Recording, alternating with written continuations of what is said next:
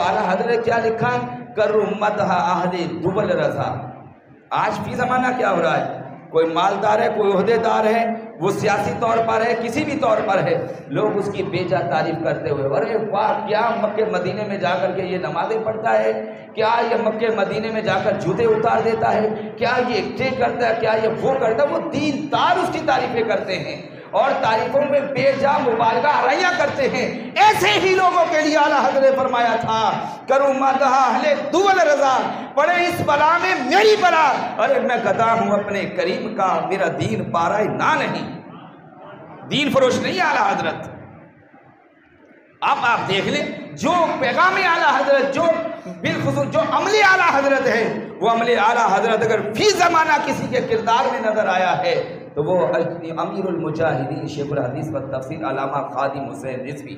رحمت اللہ تعالی علیہ، اتنے بڑے اگر سیاسی طور پر بھی دیکھیں، مذہبی طور پر بھی دیکھیں، اللہ نے مذہبی طور پر بھی بڑا قد انہیں عطا فرمایا۔ عرب و عجم کے لوگ جو نا ان کے اوپر جو وہ ناز کرتے تھے کہ یار یہ بندہ عجمی ہو کر کے حضور کی حدیث کیسے پڑھتا ہے،